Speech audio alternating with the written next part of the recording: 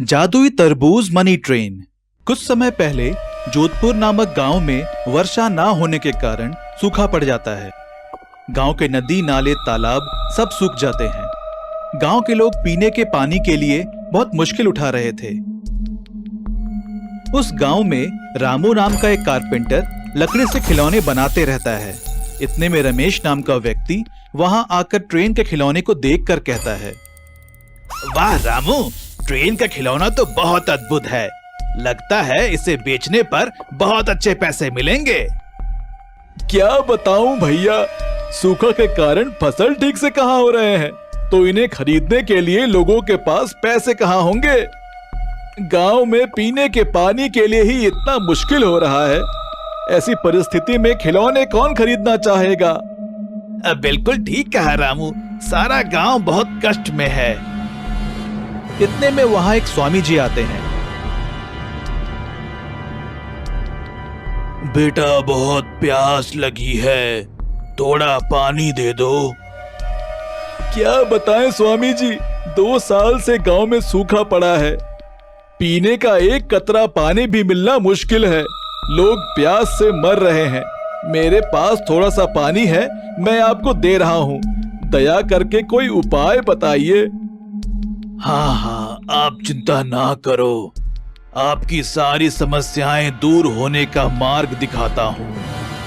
अरे वाह, ये ट्रेन तो बहुत अद्भुत है। अभी इसे तरबूज ट्रेन में बदल देता हूँ। बस इतना कहते ही खिलौने का ट्रेन असली तरबूज ट्रेन में बदल जाता है। ट्रेन के सारे डिब्बों में तरबूज का जूस भरा रहता है।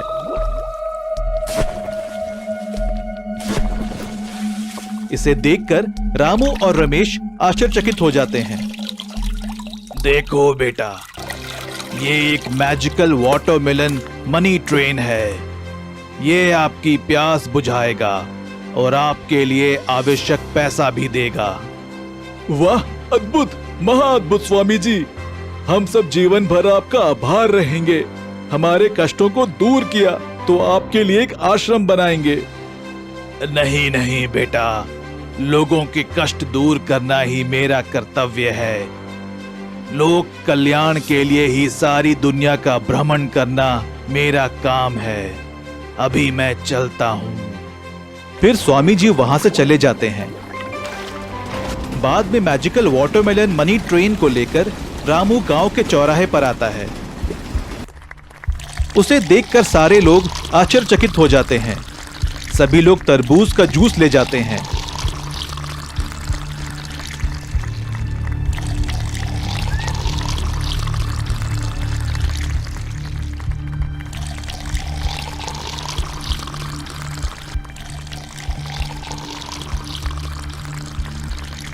आज मैं बहुत खुश हूँ।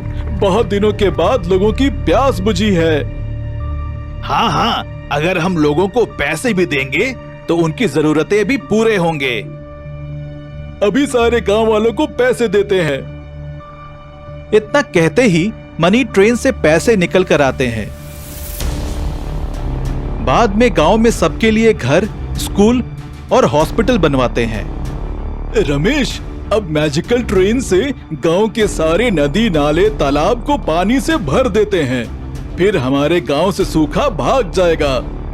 हमारा गांव बहुत ही सुंदर, सस्य श्यामल होगा। इतना सोचकर ट्रेन से सारे नदी नाले तालाब को भर देते हैं।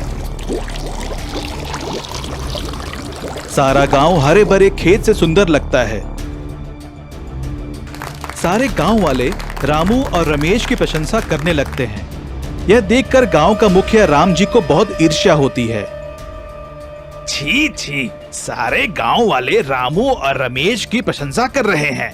उस जादुई ट्रेन से सब पर जादू कर रहे हैं। लगता है अब मेरी बात कोई नहीं मानेगा।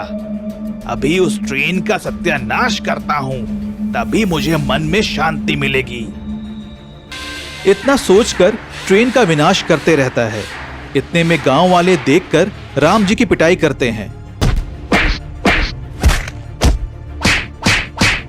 अरे और राम जी, मूर्ख कहीं के, अरे जादुई ट्रेन के कारण ही आज हम सूखे से बचे हैं।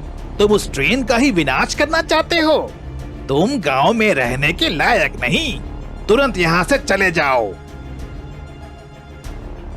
मुझे माफ कर दीजिए, फिर कभी ऐसा नहीं होगा। तुम्हारे जैसे मूर्ख को माफी नहीं मिलेगी। तुम गांव के मुखिया बनने के लायक नहीं हो। तुरंत चले जाओ। इतने में वहां रामू और रमेश आते हैं। सुनो राम जी, लोगों के लिए कुछ अच्छा नहीं करोगे फिर भी चलेगा, लेकिन बुरा तो मत करो। रामू, मुझे माफ कर दीजिए। आगे से लोगों के सुख दुख में साथ दूंगा। मुझ पर भरोसा करें। ठीक है। फिर राम जी अपने रास्ते और रामू ट्रेन लेकर चला जाता है।